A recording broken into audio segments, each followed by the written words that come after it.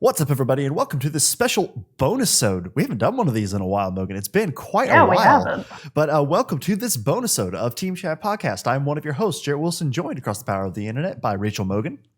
A buongiorno. Buongiorno to you as well. How are you this fine day?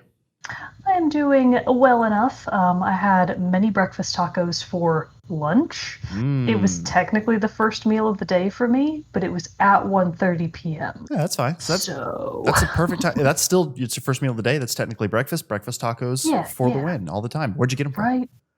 I made them myself. Ooh, at nice. Home. Yeah. Nice. I'm a fancy lad. Ooh, very nice, very nice. Well, we are here on this special episode of Team Chat Podcast, a video game show, to talk about the Ubisoft Forward event that was just broadcast today, July 12th. I was very blanking on the date there for a second, but July 12th, Ubisoft did their very first Ubisoft Forward, which was I believe the in lieu or the replacement for what was going to be their E3 2020 presentation.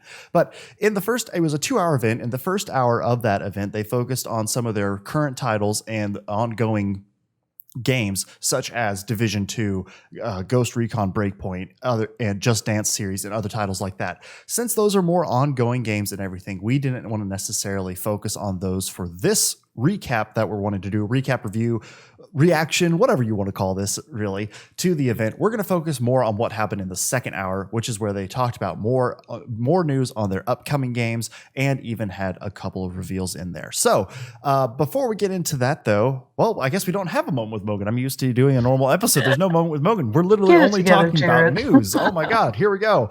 But so on this special episode, I guess we'll just go ahead and jump right in. So they started off strong. What did you think overall with like some of these games? Ubisoft for a long time has had titles that I'm very excited about and always excited, especially with the Assassin's Creed series, and I like Watchdogs and different things like that. So Ubisoft shows are always ones that I get excited for. What did you think about this? See, I don't want to be a negative Ned over here, but I've never been in that same camp. Most of Ubisoft's games are not ones that I've been in, like, for their long-established franchises. I don't like The Division. I've never played Just Dance, except for maybe once with you and perhaps Sam. Maybe a couple times with me, at least. But. Yeah, I don't play the Far Cry games. I don't play what's that other one? The big one that they talked about today, Assassin's Creed. Oh, Assassin's Creed. I was like, what? I would blank too. The name. I was like, it's got ninjas or something. Vikings this time. Yeah, Vikings. I think like the 2 games from Ubisoft that I can think of off the top of my head that I like are Child of Light, of course, which was one of Ubisoft Montreal's games, and the Prince of Persia series, which they haven't touched in a long, long time. Mm-hmm. So for me, most of this was honestly pretty boring, just because I don't really have any emotional investment in it. Right. Some of it looked really cool. I will admit that there were parts that I was like, oh, okay, that looks pretty neat. But really, none of the games that they showed off honestly stood out to me that much as being like, oh, I definitely want to play that. Yeah. I was just over here in my corner going, Child of Light 2. It's never going to happen. No, I mean, I feel like I've heard rumblings somewhere that there could be a Dying of Light. Not Dying of Light. That's Dying Light. Child of Light 2. There's not. The director of Child of Light, this was a while ago, this was a few months ago, but the director of Child of Light basically came out in an article and he was like, look, I don't think it's ever going to happen. Let's just be real here. There is no Child of Light 2. Okay. So unless they come out of left field with some sort of new game, it's very unlikely. I see. So they started off strong then, I feel like, with showing off one of their most anticipated upcoming titles, which is Watchdogs Legion. And I think this one for me, I've really enjoyed the first Watchdogs. I actually haven't played Watchdogs 2, but this one I think looks pretty interesting to me. They started it off though with a short film that set in the game's universe and everything. That honestly, to me, like, what do you think of that? Did you catch that short film before it, or because I realized I had the time zones mixed up, so I like almost missed the beginning of it. Gotcha. Because I'm apparently terrible with time zones. This messes with me every time. But so I almost missed it. So I wondered if you might have missed the first couple minutes too. Because I was like messaging you like, hey, it's starting now. Actually, I didn't realize. I caught it, and I actually thought the short film was really cool. It's just, again, why don't more video game studios bother to make like animated movies. They're great at it. I'd watch them. Yeah, I would watch those. I would happily watch that. So I thought that part was at least really cool. I liked the character of the taxi driver. Yeah. Whatever his name was, Ned Flanders. I don't know. Todd Ford or something. Ford. I don't know. Ted Ford. Ted who Ford, knows? Something like that. Yeah. Anyways, Ned Ford. It may have been Ned Ford. That sounds right. Maybe not. Anyways, the point is the animatic I thought was great. I thought it looked like doesn't really tell you anything about how the game plays, but it was nice. It was a nice little world building thing. I thought it looked a whole lot like the animation style of Spider-Verse, of Into the Spider-Verse in certain points. But like maybe a little bit more just trippier or on shrooms a little bit more. But I still really enjoyed it. But I think the key thing about the Watchdogs Legions that looks really that I'm pretty excited about and get very interested in learning more about is just how the whole system of literally every NPC is a unlockable person that you can then play as. And I think that's going to be add a very new element, and kind of how I got the idea from what they were showing in the gameplay that they did actually show off for Legions is that it kind of gave me flashbacks to Hitman in the sense of how there are multiple ways to accomplish each mission in Hitman, and depending on how you do that fits either how you're trying to, the score you're trying to achieve, or just, however you're wanting to play. And so I kind of felt like that's what Legion looks like it's wanting to do, but instead of different pathways and within the same level, you're traversing the same level, but instead it's the different characters that are different each time around, or the different ways that you can go through those missions. Because it looked like from what they were showing in this gameplay that if you got started in it and you didn't like it, there was some way to like reset or restart the mission. I guess that's just through normal, like going back to the menu, reloading a save and playing it a different way. But I wonder if there will be a better way to like switch between characters within a mission, or if you're like dedicated to that one character for the whole mission.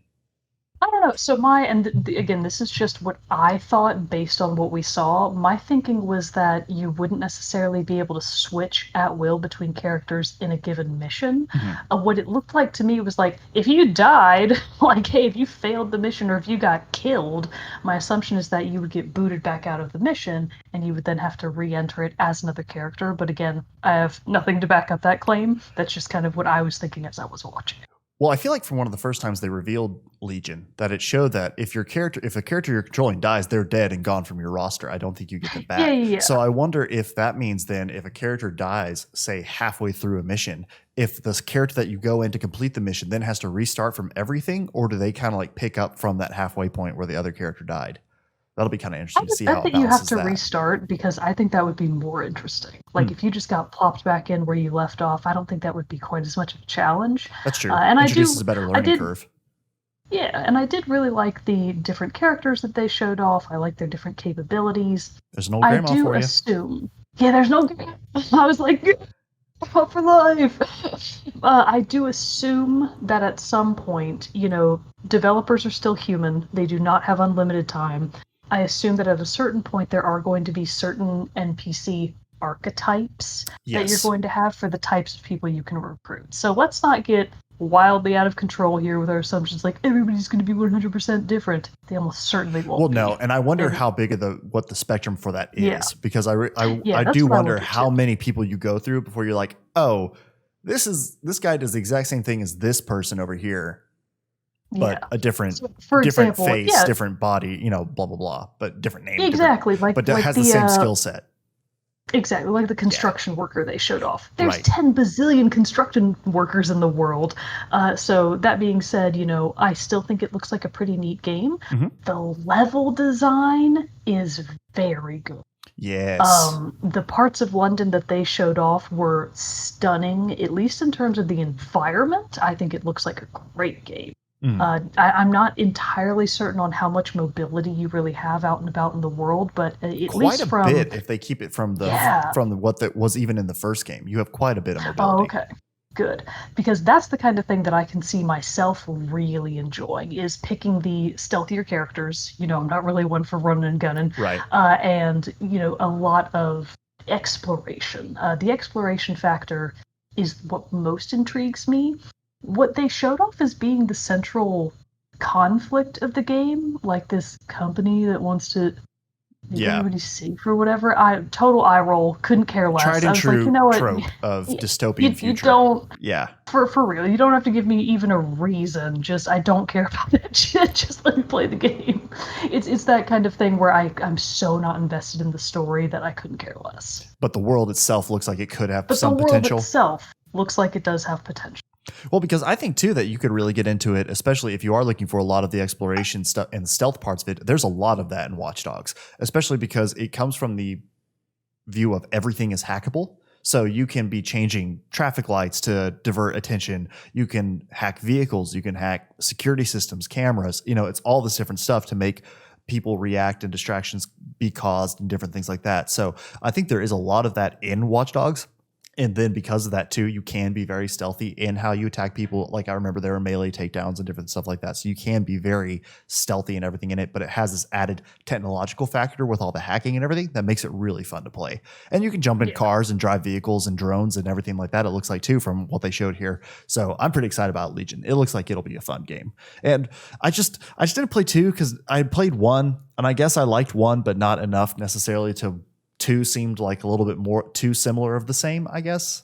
I don't know. Wasn't into as too much, but Legion looks like it could have some pretty interesting things. I did appreciate too that when they were showing the Hitman gameplay, the character who was specifically like a Hitman skill set, that they were using music from John Wick during that. I saw that a was bunch actually of that in the chat. Yeah, that's actually the music from John Wick. I appreciated that. I was like, oh, that's a good nod, especially because the character design looked pretty close to John Wick. Yeah, it did. Speaking of the chat, normally I don't read like the YouTube chat or whatever when I'm watching these kinds of live streams because honestly it ruins the experience. Like chat is so toxic. Yeah. You really don't even want to look at it. But one of the things that I couldn't help but notice come up again and again in the tiny window that I could see in YouTube was that apparently people were having a lot of trouble logging in to like Ubisoft's own portal for the event. So, whoopsie doodles. Whoopsie doodles. Yeah, it's because they were giving away a free copy of Watch Dogs 2 for people who but logged it was in throughout during the entire stream. Well, because it was only available, I think, during the stream. So I think people were flooding stream. it. Yeah, people were flooding it trying to get the copy of the game. Man, you gotta think about that stuff, though. You do. You like, really do. It's still a bad look. Yeah, no, it's not. It's not a good look for sure. So what was another? Okay, well then, if nothing on this in this presentation really tickled your fancy, I'll skip around to some of the bigger highlights for me. So Hyperscape, their new battle royale, looks pretty cool. Story wise for that one, I was like, it's Ready Player One. It's just, I had that exact same thought. I was like, rip off. It's just Ready Player One. I actually was a little surprised at how Ready Player One it is. Yeah, it was pretty similar. I was thinking, like, are they going to get copyright struck? Are they going to get sued by the author? Because that's so similar, you really can't ignore it. It's crazy. No. And I hadn't really, I know Hyperscape has been out. It had a closed beta out over the last week or so that people have been playing. I just haven't had a chance to really check it out much. So I didn't know any of the background for it at all. All I'd seen was little bits of gameplay where it looked really fast. It looked like you could get a lot of really cool different guns, good character sets and everything like that. So it looks something that's very fun. And I'm always down to try out a new battle royale, but it's a 99 player battle royale set in New Arcadia. It looks like though that it is heavily teasing a story aspect to it, a story element to it, in the sense of there is like a big corporation who owns this company that has, or this big corporation that has gotten the world hooked basically on VR. And inside this VR world is this battle royale world. And there's something dark and sinister kind of closing in on this world. So I guess that's what sets up the ring closing in this game. But anyway, so it seems like it's going to have somewhat of a heavier story focus than maybe some other battle royales do. So that'll be interesting to see what they do with that. But the cool thing about this one is how much Twitch integrated stuff is built into it. Do you see all that? Where like the voting and the polling? Actually, thank you for bringing that up. Really kind of out of the entire presentation, and this is not a joke, that one tidbit had the most interest for me. I actually really wish that they had expanded upon that, because I think that's a very cool idea. I think so too. I mean, I really wish that they just talked more about that, because the idea that Twitch chat can help vote on how to change the game as you're playing live, that's really cool. I think, and especially in the context of the game where it's a virtual world or whatever, I was like, okay, all right, I see where they're going with this one. So at least that facet of it, I thought was really cool.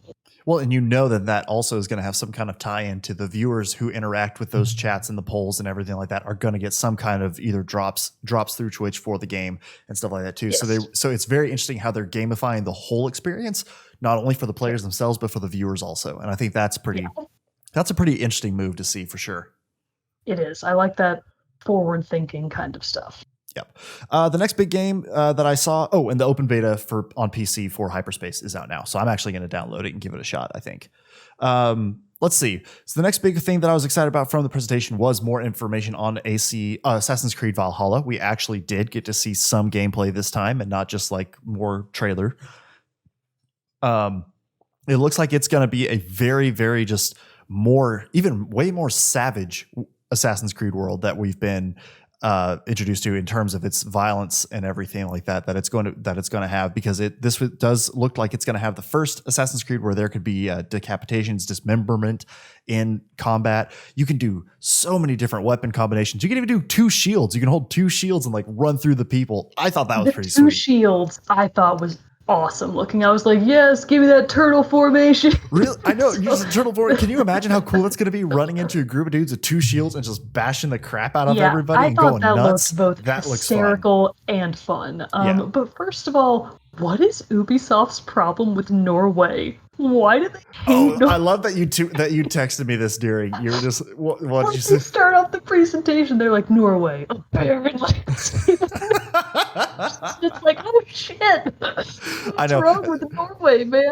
I did love that they immediately were like, but it's still majestic. And it's like, okay, but still maybe you lead with majestic and then all that stuff. I know what they were trying to do by saying it's like they had to have the Vikings have a reason to want to go to the British Isles, but still, no, that was really funny.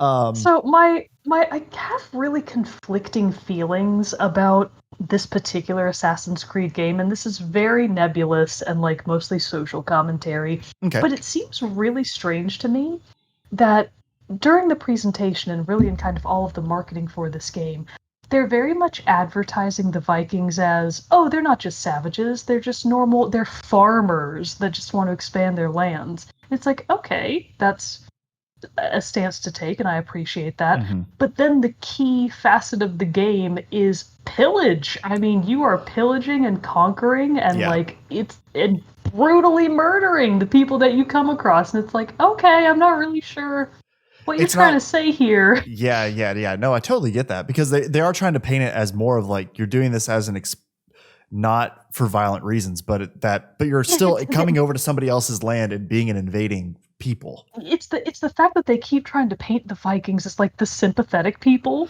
right? And they're villains.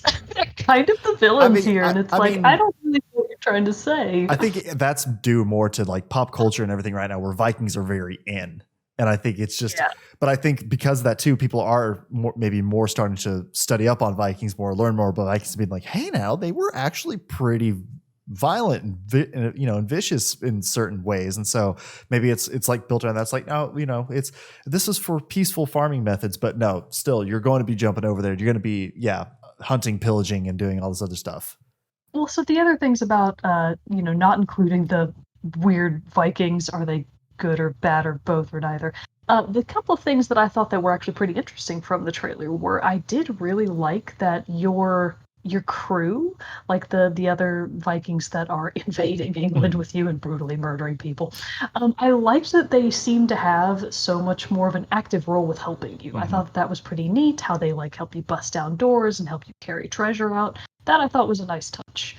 The other thing is, I wish that they had said a little bit more about the settlement process, kind of like the sim part of it, because I'm like, okay, that sounds kind of fun. I'm one for building a town. I play enough Animal Crossing to know how to do this, so that part is also pretty interesting to me. I just want to see more about how expansive it really is. Yeah, I agree, because especially that part, is it going to be very simple, like you build a workshop and then after collecting 500 wood and 100 food, you are able to just upgrade it and the building magically, builds, and then you can make then that unlocks you spears.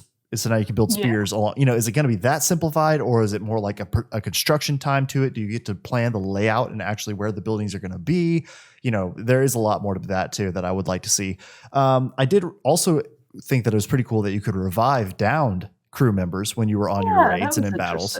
So it does seem to be that will be, because in like Odyssey and even Black Flag, some of the more naval-based Assassin's Creed games, when you board ships, your crew members would have boarded the enemy ship with you as well when you were on naval combat, but that would be about the extent of it. And so if they're able to actually kind of now transfer that into land raids and land missions and different things like that, I think that'll be a pretty cool thing to see.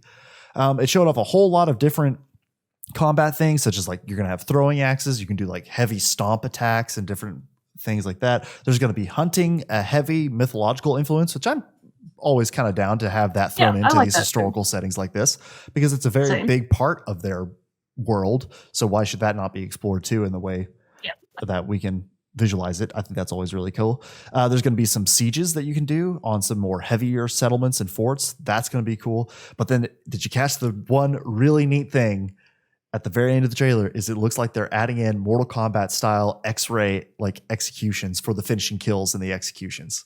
Oh God, I guess I must have looked away when that happened. It showed Eivor stabbing somebody in the chest with the hidden blade, and the blade like it goes into their chest cavity and like shows the blade like piercing through, going through and like piercing through the heart. Oh like my God! And I was like, I definitely missed that. That's so cool that they're like this weird like thing. I must have been drinking tea or something. I don't know. just looked away for an instant and it was gone. But I was like, shit, okay, cool. I'm down for that. That's pretty cool. A neat add-in to the combat of Assassin's Creed.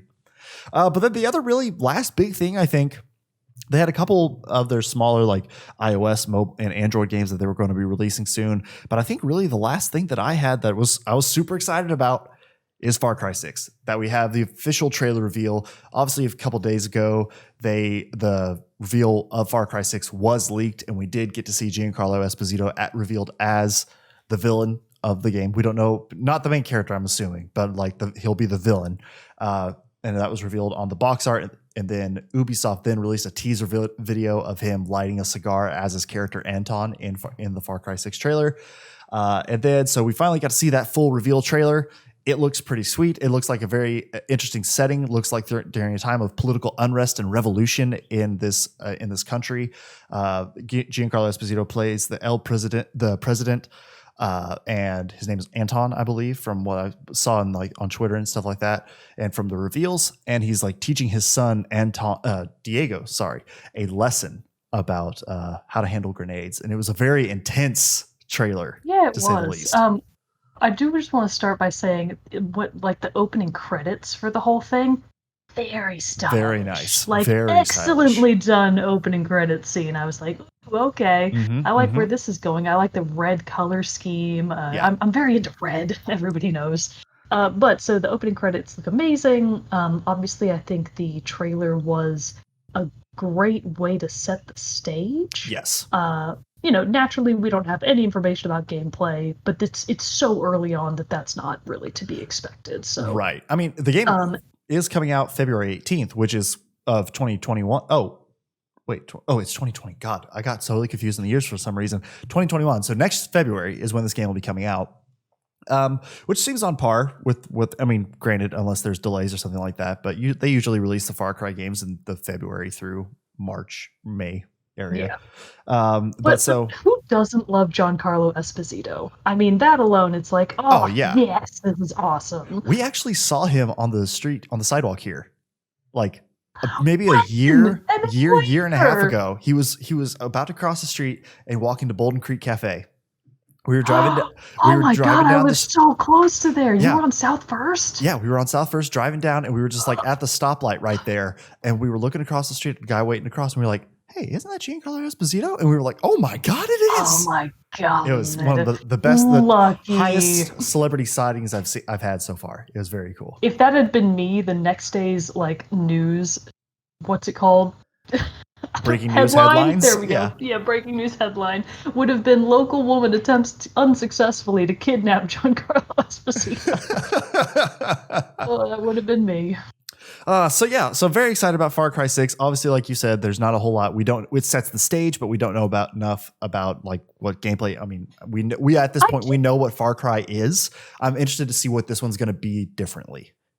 I do really wonder if, the character that everybody assumes is young Voss. That's him, yes. Right?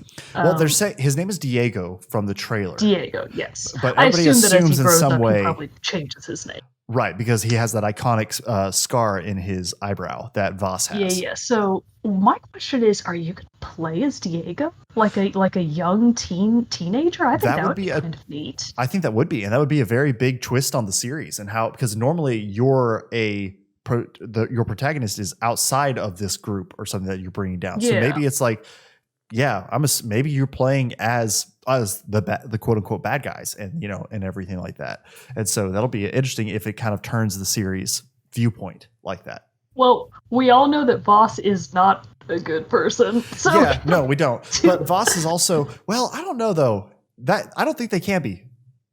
I don't think it can be Voss.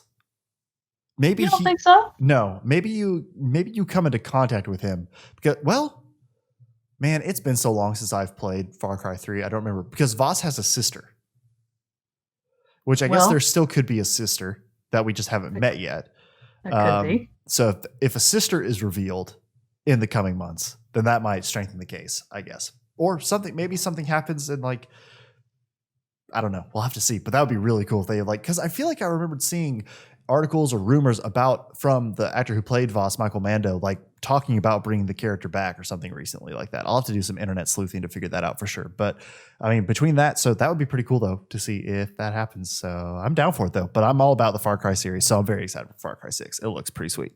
And I know I'm already seeing like notifications popping up on my phone that they're releasing they're releasing a whole bunch of like screenshots and different stuff like that. So I'm getting more insights into the game. But that was pretty much it really for the Ubisoft Forward. I had been looking forward to maybe some mention about that Gods and Monsters game, but I thought it was kind of weird though that we got no mention still Beyond Good and Evil 2, Skull and Bones, and Gods and Monsters. We didn't get anything on. So who knows? And I think they said that they'll be releasing more news and stuff like that in the coming days, I think, and they said they'll have another Ubisoft Forward in the fall. So maybe they're just slating those games for that time period because now they want to build the hype for Valhalla and stuff like that. So that makes sense that they would, hold Valhalla until the later Forward event. But still, I'm curious about these games. I want to play those 3 games, or especially Skull and Bones and Gods and Monsters. Those 2 especially have really piqued my interest. So I would like more news, Ubisoft, but that's about how it is. But that was pretty much really the event. And if any of these games look exciting to any of you all, we'd love to hear your thoughts on them as well. Any of the games talked about during the Ubisoft Forward event. So please send us an email at teamchatpodcast@gmail.com. Join our Discord server where you can talk about games with us when we're not here recording the show, over on our social media, Facebook, Twitter, Instagram, all those different places you can get in contact with us. We would love to hear your thoughts as well. So stick around, or not stick around, but in the next couple days, Tuesday, the new episode for this week will be coming out soon. So listen to that and hope you enjoy that as well. But until next time, everybody, I'm one of your hosts, Jerrett Wilson, joined by Rachel Mogan. Peace out. We'll see you all next time.